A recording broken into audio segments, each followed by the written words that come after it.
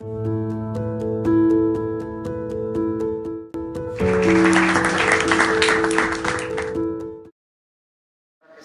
Morning. पीछे तक आवाज आ रही है आप सभी को? I know you guys are much comfortable in English but I am very uncomfortable in English. अंदर से रूह कांप रही है क्योंकि पहली बार मैं बहुत ही डिसिप्लिन में और बहुत व्याकुल हूँ कि ऐसी जर्नी आप लोगों की, और मैं मतलब सोचता आ रहा था कि एक एयरफोर्स के स्कूल में जाना और वहाँ पर जाकर के आप लोगों से बात करना स्वाभाविक तौर पे उतना आसान मेरे लिए है नहीं। हम लोग रेडियो में एक स्टूडियो में बात करते हैं तो लगता है कि हाँ पूरी दिल्ली इस वक्त सुन रही है और हम अपनी बात कह सकते हैं और कोई हमें बता सकता है कि जाम है जी, ट्रैफिक जाम बहुत ज़्यादा है, तो हम बात करते हैं। How you doing guys? कैसे हैं आप लोग? सिर्फ ये लोग ठीक है, आप लोग बोर हो चुके हैं। आप लोग कैसे हैं? एक बार फिर से आप सबका आभार। Thank you so much air force EJI youth मुझे यहाँ पर आमंत्रित करने के लिए। मेरा पहला टेक टॉक है। इससे पहले बेड से उठना बहुत मुश्किल था और टेक टॉक के लिए आना और वो तैयार करना, थैंक यू सो मच। मैं अगर मुद्दे से इधर उधर हो जाऊं तो आप भी मुझे वापस ले आइएगा। सोशल मीडिया किस तरीके से असर डालती है हमारी मेंटल हेल्थ पर, जो कि बहुत ज़रूरी मुद्दा है जिस पर हमें बात करनी चाहिए और बात भी रील्स देखते देखते करनी चाहिए। हाँ सही है सही है। तो आप सभी लोग फ़ोन से तो परिचित होंगे ही, सबके पास फ़ोन रहता होगा। तो बहुत ही नाश्ता नहीं किया है या ज़्यादा किया, दो ही वजह हो सकती है। कैसे हैं आप लोग? मुझे थोड़ी एनर्जी चाहिए यार, ताकि मुझे थोड़ी बात ये अभी लग रहा है। तो क्रिमसी जेठजी की कहानी से शुरू करूं या ओम सीमाम सीमाम बिंग बिंग बो से शुरू करूं? अब इनमें थोड़ी एनर्जी आई क्योंकि मैं अपनी जो परिचित अंदाज है उनसे आपको वाकिफ कराऊंगा तो समझ आएगा। मुझे जो पीछे बैठे वो बहुत सही लगते हैं, वैसे बैठे उनको टेंशन ही नहीं है, आएगा बोल के चला जाएगा। जब ब्रिगेडियर साहब आते हैं तो उनको थोड़ा होता है कि उनकी नजर ना पड़ जाए और वो कमर में हल्की सी रीढ़ की हड्डी सीधी रहती। वैसे तो सीट्स बहुत ऐसे बनाई गई हैं, इसमें व्यक्ति चाह के भी वो जो पीछे के नट है आवाज तो करती, लेकिन उन नटों को भी मालूम है कि वो किस ऑडिटोरियम में लगे हुए हैं, वो पहले कसे जा चुके हैं, तो इसलिए आपके पास कोई ऑप्शन नहीं है।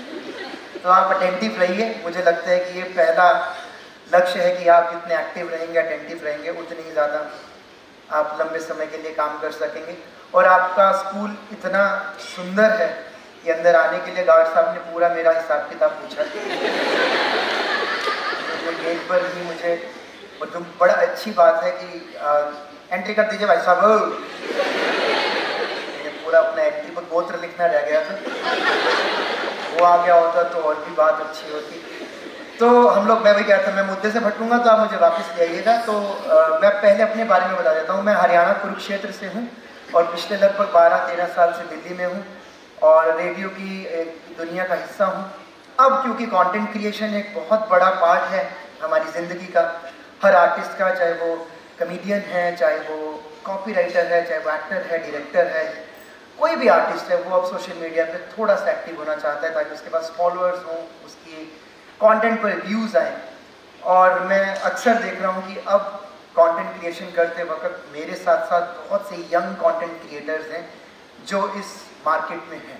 मैं मार्केट इसलिए बोल रहा हूँ, आप लोग के लिए वो मार्केट नहीं है, क्योंकि अभी बहुत से आप जैसे यंग क्रिएटर्स जो कंटेंट क्रिएशन कर रहे हैं, चाहे वो म्यूज़िक हो, आर्ट हो, लिखना हो, डांस हो, इसके साथ साथ बहुत टेक के अंदर अगर मैं बात करूँ, बहुत से लोग गैजेट्स के बारे में बात करते हैं, तो बहुत अच्छा लगता है। बहुत ही गुणी क्रिएटर्स हैं जो टेक्नोलॉजी की बात करते हैं। तो आपके पास बहुत सारे ऑप्शंस हैं। मैं ये नहीं कहता कि आप लोग सुबह उठकर रील बनाएं मेरी तरह, बिल्ली कुत्ते का वीडियो देखें फिर उस पर डबिंग करें। तो मेरे लिए तो बहुत ये था कि लॉकडाउन में कुछ और था नहीं, तो मैंने शुरू किया कि अभी रेडियो घर से रिकॉर्ड कर रहे हैं हम लोग, लेकिन अगर इसको घर से किसी और तरीके से कुछ किया जाए तो कंटेंट कंजप्शन उस दौरान बढ़ गया। तो मैंने तब वो शुरू किया कंटेंट क्रिएशन, और वो देखते ही देखते मेरा एक वीडियो, शुरुआत वो होता है कि जैसा कि सर ने बताया कि आपको परिश्रम तो करना पड़ेगा, लगातार करना पड़ेगा। एक वीडियो जब आपका 20 मिलियन पार कर जाता है तो लोग, आपका वीडियो 20 लाख लोग देख रहे हैं, ओम सीमाम बिंग बिंगो ये तार चिपक गए, ये लोग देख रहे हैं और 20 लाख लोग देख रहे हैं, ऐसा कैसे हो सकता है? तब आपको समझ नहीं आता, तो वो फॉलोअर्स का एक सफ़र आपका शुरू होता है। तो आप देखते हैं अच्छा ऐसे हो रहा है, फिर आपको पता चलता है करते करते कि यार शायद जो मैं कर रहा हूँ थोड़ा सा ठीक है। ये सवाल मेरे मन में आज भी, मैं लगभग 37 साल का हूँ, कि मुझे करना क्या मुझे अभी तक नहीं पता। लेकिन आप लोग को क्या करना है आपको अच्छे से मालूम है, क्योंकि मैं जब कुरुक्षेत्र हरियाणा से दिल्ली आया तो मुझे किसी ने बताया नहीं था। मैं संगीत करने दिल्ली आया था और रेडियो मेरे आड़े आ गया। फिर मैंने रेडियो से लिखना शुरू किया और लिखते लिखते देखिए मेरे पास सिर्फ और सिर्फ एक्सपीरियंस है। आप क्या कर सकते हैं, आप क्या करेंगे वो मैं नहीं बता सकता, क्योंकि आप बहुत अच्छा कर रहे हैं। ये जब बीच में बातें कर रहे हैं ना, मैं नोटिस कर रहा हूँ, हेलो मिस्टर, मैं देख लेता हूँ, आपको पेस्ट्री बहुत पसंद है ना? मजाक कर रहा हूँ मैं, क्योंकि मैं बाकी टीचर्स मुझे ऐसे ही देखते थे, मैं ऐसे ही करता होता था, वो पकड़ा जाता था अक्सर ये करता हुआ। तो मेरे शहर में 12 से 11 स्कूल हैं कुरुक्षेत्र में। एक तो वहाँ महाभारत की लड़ाई हुई थी, मैक्सिमम लोग मुझसे पूछते हैं सर वहाँ की ज़मीन तो अभी भी लाल होगी। मैंने कहा हाँ भाई, कई बार तो मेरी टूटी से खून आ जाता है, इतना ज़्यादा वहाँ पे हलाहल था, क्या कह सकते हैं। अरे सर बड़ा अच्छा रहता होगा। तो मैं इन सवालों से पिछले 12-13 सालों से जूझ रहा हूँ। तो मेरे शहर में 11 से 12 स्कूल हैं, मैं सब में ही पढ़ा हूँ, क्योंकि हर स्कूल को डर था कि ये कहीं हमारा रिजल्ट ना खराब हो। तो एग्जाम के बाद जैसे रिजल्ट आता था मेरे को आगे को कर दिया जाता, भाई साहब आप प्लीज कोई और स्कूल ढूंढ लीजिए, क्योंकि हम नहीं चाहते हमारे स्कूल का रिजल्ट खराब। और मेरे पिताजी की एक जिद थी कि शर्मा जी चाहते थे कि उनका बेटा जो है वो डॉक्टर बने, तो उन्होंने मुझे PCMB सब दिलवा दिया। मैं वो PCMB का बोझ लिए अभी 10वीं में आया हूँ कि पहले से प्रेशर बन रहा है, ये पढ़ना है तो अच्छी पढ़ाई करनी है, इसके अलावा कोई ऑप्शन नहीं है। अगर ऑप्शन है तो वेल्डिंग का काम सीखें आप, या फिर AC ठीक करना सीखें, क्योंकि छोटे शहरों में ये काम बहुत सही होते हैं। वेल्डिंग का काम इसलिए उनको लगा था कि घर तो बनेंगे ही बनेंगे, उनके दरवाजे तो बनने ही बनेंगे, ये तो बढ़िया काम है। मुझे म्यूज़िक में बहुत इंटरेस्ट था, जैसे कि आप में से बहुत लोगों को होगा, क्योंकि हरियाणा में एग्रीकल्चर है, कल्चर की जगह बहुत धीरे धीरे बनती है। मेरे घर में भी वही हो रहा था। तो मुझे लगा कि अभी संगीत की इनसे मैं बात करूंगा तो ये तो बात करने नहीं देंगे, क्योंकि ब्राह्मण परिवार था तो घर में धार्मिकता बहुत थी। तो घर में धार्मिकता के साथ साथ मेरे पिताजी का एक अंदाज था, वो चलते फिरते मुझ में थप्पड़ बजा देते। एक फेस्टिवल सा रहता था घर। मैं घर से बाहर आया हूँ, मैंने पूछा जैसे आप कहाँ जा रहे हो, वापिस आया, धाड़ धाड़ धाड़। तो बहुत कम हुआ है कि मैंने सर्दी में स्वेटर डाला हो, थप्पड़ से शरीर में गर्मी रहती है। तो मुझे लगता था कि ये पैटर्न बनता जा रहा है पापा का, कि वो आते हैं अच्छा क्या करूँ, कुछ करने, चलो बेटे को भेज। अब मुझे समझ में आ गया था कि ये बहुत अलग ट्रेनिंग है, ये ट्रेनिंग ना तो एयरफोर्स की है ना ये किसी आदमी की ट्रेनिंग है, ये कुछ और लक्ष्य है पिताजी का। तो एक छोटा सा किस्सा मैं इसलिए सुना रहा हूँ क्योंकि बचपन बहुत सुंदर होता है। आप लोग का बचपन अभी चल रहा है, इसको खुल के जिए। और मेरे को अपने बचपन की चीज़ें याद है, वो अब तक मुझे काम आती हैं रेडियो में। तब का पढ़ा हुआ, तब का गाना सुना हुआ, तब की मार, तब का लिखा हुआ, आज तक मेरे काम आता है। तो छोटे शहरों में पिताजी के दिमाग में ये बड़ा बुलबुला बन जाता है, मुझे लगता है यहाँ के शहरों में भी बन जाता है, बड़े शहरों में भी, कि हमारा बच्चा दूसरे बच्चों के मुकाबले अच्छा नहीं करता है। तो वो हमेशा बोलते हैं देखो भाई, पड़ोसी के बच्चों के मुंह में बोल नहीं है, वो 10वीं से ही IIT की तैयारी कर रहे हैं और हमारे वाला बड़ा बड़ा बड़ा बड़ा बड़ा बड़ा बड़ा बड़ा बड़ा बड़ा। तो उनके दिमाग में था कि हमारे बच्चे पर, मुझे म्यूजिक में बहुत इंटरेस्ट था, पर उनको वो समझ आ रहा था, लेकिन बोलते गाना है गाइए, लेकिन भजन नहीं।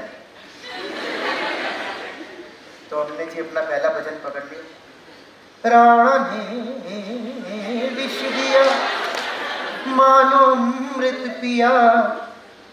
तो राणा ने विष दिया में 5-6 झटके लेने होते। राणा ने, और अनूप जलोटा जी का एक बड़ा अच्छा अंदाज था, वो तब तक ही ये झटके लेते तब तक बंदा ताली नहीं बजाता।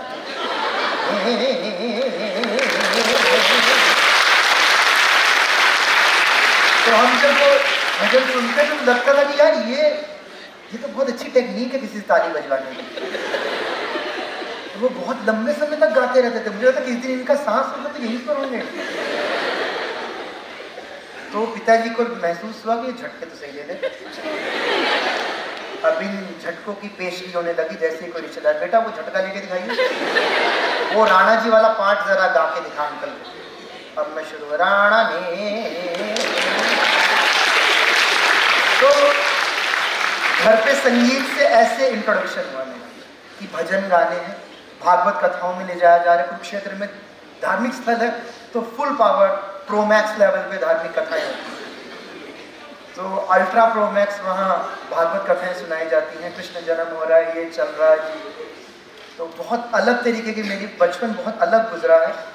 और फिर गीता पढ़ने का घर में पूरा एक परंपरा चलती आ रही है। तो मेरे दिमाग में सबसे अच्छी बात जो ये रही जिससे मुझे मदद मिली, अंग्रेज़ी मेरी अच्छी नहीं थी शुरुआत से, लेकिन मेरी हिंदी बहुत अच्छी हो गई। और ये पूरा श्रेय पिताजी को जाता है कि वो मारते भी थे और साथ में गीता पाठ भी हो रहा है, तो उससे हिंदी। इसलिए मैं हमेशा से कहता हूँ सबको कि आपकी भाषा पर कमांड होना बड़ा ज़रूरी है, चाहे वो अंग्रेज़ी हो, चाहे वो हिंदी हो, चाहे वो उर्दू हो। तो जिनको अंग्रेज़ी नहीं आती, जो मेरे जैसा, मुझे नहीं लगता यहाँ पर कोई है जिससे अंग्रेज़ी से डर लगता है। Oh my God! इतना बढ़िया हुआ था talking about like this, मैं इतनी ही बोल पाता हूँ। अगर दोबारा बोली रिचार्ज करवाना पड़ेगा। तो मुझे लगता है कि एक लैंग्वेज पर कमांड होना बड़ा जरूरी है, जिसकी वजह से मुझे रेडियो में थोड़ी जगह मिली। और छोटे शहर से दिल्ली के रेडियो स्टेशन में जगह बनाना और भी मुश्किल होता है, क्योंकि यहाँ मेल भी अंग्रेजी में लिखी जाती है, पानी भी अंग्रेजी में, मतलब यहाँ तक कि पेंट्री वाले भैया भी बोल देते हैं इंग्लिश में। I don't have time right now, please brother. Take your tea on stuff. मैंने कहा अरे यार ये भी इंग्लिश बोल रहे हैं और हम हिंदी रेडियो स्टेशन में काम करते हैं। धीरे धीरे आपको समझ में आता है कि नहीं, आपके पास आपके स्टाइल की कोई चीज़ ज़रूर होती है। हर बच्चे के पास, हर टीचर के पास अपना एक अंदाज होता है जो आपको बाकी सबसे अलग बनाता है। तो मेरे पास वो अंदाज था, शायद मेरी राइटिंग, शायद मेरा बोलना, शायद मेरा ह्यूमर, जो कि घर से शुरू हो रहा था मेरा। तो घर से इसलिए भी शुरू हो रहा था क्योंकि मैंने घर पे वो चीज़ें देखी हैं। मेरे पिताजी छोटी छोटी चीज़ों को नाम रख देते थे। तो शायद से हम जब जैकेट की जिप को चेन बोल देते हैं, उसको भिक्की भींचना बोल देते हैं। मैंने एक बार जिप को ऐसे करके काफ़ी देर तक ख़राब कर लिया। घर वाले साथ सज्जा में थे, मैं तैयार होकर खड़ा था, कहीं बाहर जाना था, इतने में जिप खराब हो गई। पिताजी ये क्या कर दिया? मैंने कहा इसकी, पहले तो उन्होंने वही गर्मी भरनी शुरू कर दी। फिर कहते इसकी भिक्की खराब हो रही है, ये प्लास्टिक ठीक हो जाएगी। तो ये नए नए वर्ड जब मैं सुन रहा था तो मुझे अब याद आता कि नंदकिशोर बैरागी में मैं चिट्ठियाँ मंगाता था तो ये नाम रख देता था। काली कढ़ाई में चाउमीन उछालने वाली भिक्की भीजनी कह के, यू गाइस आर एफ्स रॉकिंग मस्त। तो मेरे पास कहीं ना कहीं वो शब्द, वो नाम घर से ही आ रहे थे।